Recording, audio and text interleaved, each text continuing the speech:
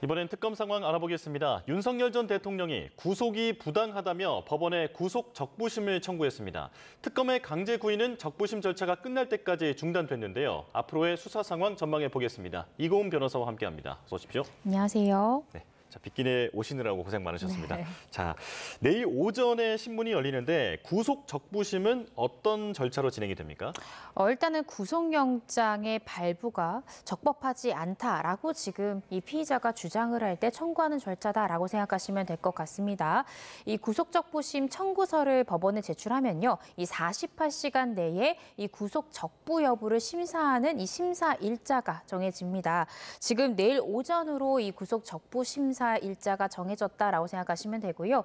이 심사 때는 피의자가 출석을 해도 되고 변호인만 출석해도 됩니다. 그렇지만 통상 이 변호인과 함께 피의자도 함께 출석하는 것이 조금 더 통상적이다라고 생각하시면 될 것 같은데요.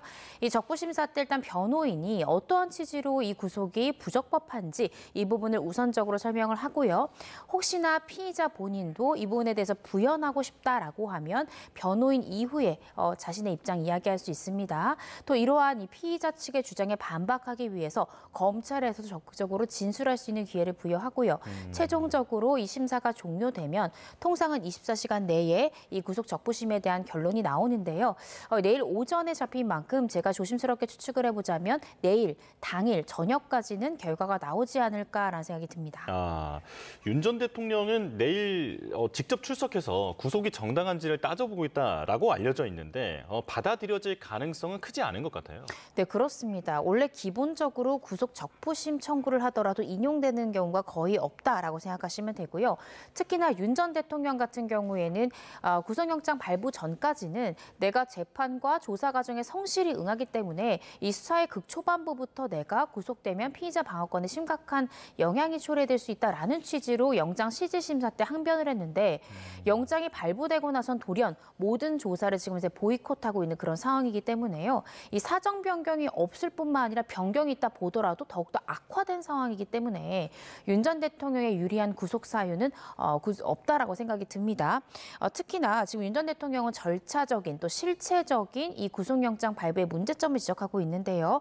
절차적으로는 이 동일한 범죄 사실로 재구속이 불가하다라는 이 형사소송법 208조를 들면서 결과적으로는 지금 이 내란 특검에서 주장하고 있는 추가 구속영장 범죄 사실이 12월 3일에 있었던 비상계엄과 연관이 되어 있는 것이기 때문에 이미 내란 혐의로는 한 차례 영장이 발부된 바 있기 때문에 동일하게 연관된 범죄 사실로 재구속을 한 것이어서 이것은 절차상 위법하다라는 주장하고 있습니다. 예. 그렇지만 이 부분 관련해서는 현재 영장에서 담고 있는 범죄 사실 중에는요. 이 비상계엄 선포 이후에 체포영장 집행을 저지하려고 한다든지 비상계엄 선포 이후에 비합본 기록을 삭제하려는 등 12월 3일에 있었던 비상계엄 선포 이후 상황의 것들이 많기 때문에 이러한 절차적 위법성 주장 받아들여지지 않을 것 같고요.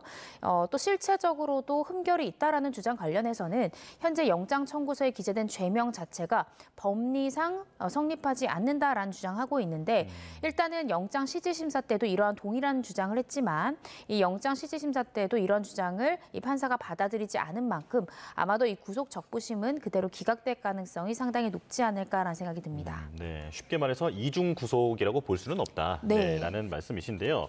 자, 공수처에 체포됐을 때 그때 큰 논란이 있었죠. 체포 적부심이 결국은 구속 취소로 이어졌던 그런 사례가 있기 때문에 이번에도 많은 주목을 받고 있는데 지금 날짜가 아닌 시간으로 이 구속기간 산정을 계산해야 한다라고 했던 그 부분 아직 정리가 안 된 거죠? 네, 정리가 아직은 안 됐습니다. 그렇지만 당시에 윤 전 대통령에 대해서 구속 취소 결정 나온 이후에요. 대검찰청에서 이 부분에 대해서 입장을 밝힌 바 있습니다. 통상적으로 실무상 날짜로 계산을 하기 때문에 우리는 기존의 통상례에 따라서 그대로 진행하겠다라고 이야기를 했습니다. 따라서 지금까지도 실무상에서는 날짜로 계산을 하고 있는데 아무런 문제가 발생하고 있지 않죠. 따라서 이번 특검에서도 기본적으로는 이 통상처럼 날짜로 계산을 하겠지만 혹시나 이전처럼 구속 취소의 가능성, 여지를 아예 불식시키기 위해서 아마도 더 보수적으로 시간으로 계산하더라도 문제가 없도록 아마 굉장히 보수적으로 시간 계산해서 구속 기소 날짜를 결정하지 않을까라는 생각이 듭니다. 예. 자, 그리고 구속 적부심 이 부분에 대해서 특검도 예상을 아마 했을 것으로 보이는데 앞으로 어떻게 대응할까요? 이 구속 적부심 관련해서 특검에서도요, 어제 세 번째 인치질을 하려고 이 박억수 특검보를 현장에 파견하려고 하다가 결과적으로는 구속 적부심 청구서가 법원에 지금 접수가 됐다라는 소식을 듣고 적부심사 부분에 대해 준비를 해야 되기 때문에 일단은 이 잠정적으로 이 강제 인치 절차를 일단은 중단을 한 그런 상황입니다. 아마 이 지금 내란 특검에서는 윤 전 대통령이 구속영장 발부 이후에 이 조사나 재판 과정에서 일체 거부하고 불응하고 있다라는 점을 강조할 것으로 보여지고요. 또 윤 전 대통령이 주장하고 있는 절차적, 실체적 이 위법성 부분에 대해서도 이 구속영장 실질심사 단계 때 특검에서 주장한 논리 그대로 법리상 충분히 이 해당 죄명에 해당한다라는 취지로 항변할 것 같습니다. 예, 그렇다면 지금 1차 구속 기한이 열흘이고 오늘이 지나면 이제 일주일이 지나가게 되는 셈인데 기한 연장 없이 바로 기소한다는 전망도 있더라고요. 네, 그렇습니다. 사실상 윤 전 대통령이 다시 조사에 응하지 않는다라고 하면 내란 특검 측에서는 연장하더라도 실익이 없고요. 또 심지어 강제 인치에 성공한다고 하더라도 지금 윤 전 대통령이 보이는 태도를 모두 종합해 보면 결과적으로 진술 거부권 행사할 가능성 대단히 높죠. 그럼 내란 특검에서도 구태여 강제 인치를 계속해서 시도하는 것은 전혀 실익이 없다라고 판단을 하고 연장 없이 구속 기소하고 바로 이 외환 혐의로 이제 수사를 진척시킬 가능성도 생각해 볼 수 있을 것 같습니다. 예. 자, 그런데 오늘 내란 혐의 재판도 있는데 여기에도 윤 전 대통령이 안 나온다라고 지금 알려져 있습니다. 2번 연속이거든요. 이런 경우가 있습니까? 없죠. 원래 피고인들은 재판대 성실히 임합니다. 왜냐하면 재판대 성실히 임하지 않을 경우에는 구속영장이 발부될 가능성도 있지만요. 이 네 사건에 대한 유무죄를 판단하는 판사의 심기를 거스르고 싶지 않은 것이 통상적인 피고인의 태도이기 때문에 당연히 이러한 태도를 보이는 피고인 흔치 않습니다. 예. 선고기일을 앞두고 도망가는 피고인이 있지만 이렇게 증인 신문이 활발하게 이어지고 심지어 무죄 주장을 하는 피고인이 정당한 이유 없이 재판에 불출석하는 경우는 굉장히 드문 경우다라고 생각하시면 될 것 같아요. 근데 저도 사실 오늘 재판에는 나올 줄 알았거든요. 예. 왜냐하면 이전에 지난 10일에도 불출석했는데 그때는 사실 당일 그날 새벽 2시에 구속영장이 발부됐기 때문에 윤 전 대통령 입장에서도 심경적으로도 힘들 것이고 체력적으로도 굉장히 힘들 수 있기 때문에 그날 오전에 있었던 재판에 바로 참석하기는 실질적으로 좀 어려워서 그날은 불출석을 한다 하더라도 사실 17일에 있는 그러니까 오늘 있는 오전 재판에는 불출석하면 윤 전 대통령이 굉장히 불리하거든요. 예. 왜냐하면 윤 전 대통령 입장에서는 구속 취소 결정이라는 윤 전 대통령에게 대단히 유리한 결정을 이끌어낸 직위원 판사의 심기에 거스르는 이 불출석이라는 결정을 단행한 것은 조금 법리적으로도 또 실리적으로도 납득이 되지 않습니다. 그래서 왜 그랬을까 조심스럽게 생각을 해보면 예. 혹시 이런 부분을 우려한 게 아닌가 싶습니다.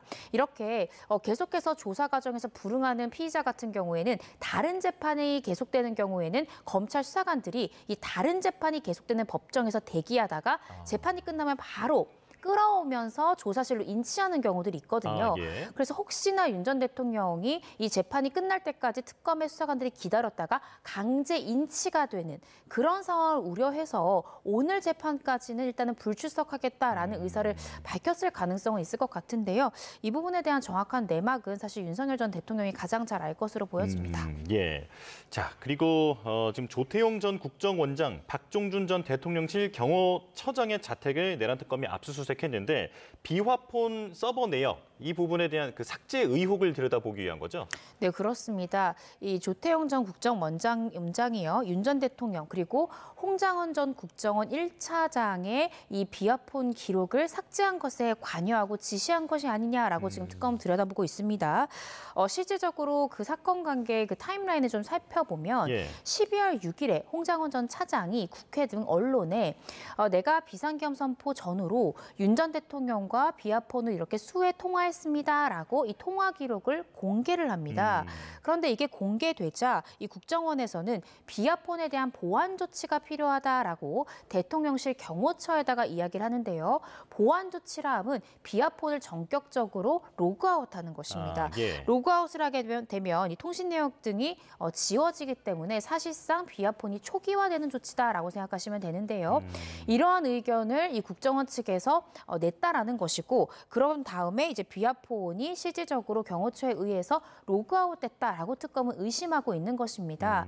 그래서 조태용 전 국정원장이 실제로 보안 조치에 대해서 경호처에 지시한 바가 있는지, 또 이것과 관련해서 당시에 이 조태용 국정원장과 또 박종준 전 지금 경호처장 간의 수회 통화한 정황까지도 지금 확인이 되는 그런 상황이거든요. 네. 그래서 현재 이 특검에서는 이 조태용 원장 그리고 박종준 전 경호처장도 12월 6일에 있었던 홍장원 전 차장 등의 비아폰 기록 삭제의 주요 피의자로 지금 보고 현재 수사를 벌이고 있는 그런 상황이고, 이 과정에서 아마 조태용 원장에게 본인이 지시한 배후에는 윤 전 대통령의 지시가 배후에 있었던 것이 아니냐라는 부분을 강하게 추궁할 것으로 보여집니다. 예.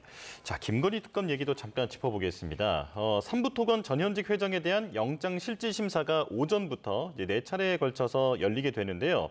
4사람의 혐의 사실이 비슷한 것으로 보이는데 지금 심사를 다 따로 열더라고요. 왜 그런 겁니까? 일단은 이제 각각의 공소 사실마다 맡은 역할이 다를 수도 있고요. 공소장이 하나의 범죄사실로 담기지 않을 수도 있습니다. 현재 그 김건희 여사 특검에서는 이 지금 전현직 회장들이 수취한 이익이 369억 원으로 보고 있고요. 각각 전현직 수뇌부가 취득한 이익이 조금씩 다릅니다. 그리고 아마 각각 전현직 임원들이 지금 선임한 변호인들도 다를 것이거든요. 그래서 변호사들도 다르기 때문에 각각 충분히 실질심사에서 방어권을 보장할 수 있도록 이 시간대를 좀 달리해서 실질심사를 단행했을 가능성도 있고요. 또 했던 역할이나 취득한 이익이 다르기 때문에 범죄 사실을 조금씩 다르게 구성을 해서 영장 실질심사를 조금씩 다른 시간대로 잡았을 가능성까지 생각해 볼 수 있을 것 같습니다. 예, 특검의 계획을 좀 엿보면 지금 삼부토건 이 전현직 회장들에 대한 구속영장, 그 이후에는 이종호 씨에 대한 수사, 그리고 그걸 타고 김건희 여사로 넘어가겠다라는 계획일까요? 네, 저도 그렇게 생각합니다. 그리고 전현직 간부들에 대해서 지금 계속해서 전현직 간부들은요, 나는 김건희 여사 모른다, 이종호 전 블랙펄 인베스트먼트 대표 모른다라고 진술했거든요. 그런데 예. 구속영장에 실질적으로 단 한 명이라도 발부되게 되면 그 진술이 변경될 수 있습니다. 그래서 구속영장이 발부되면 아마 발부된 인원에 대해서는 즉각적으로 소환해서 조사해서 혹시 이 두 사람에 대해서 아는 바가 있느냐를 다시 물어볼 것이고요. 그 진술의 변경점이 생기면 이를 토대로 해서 이종호 전 대표 또 김건희 여사에 대해서 빠르게 소환 조사가 이루어지지 않을까 싶습니다. 네, 알겠습니다. 여기까지 듣겠습니다. 이고은 변호사와 함께했습니다. 고맙습니다.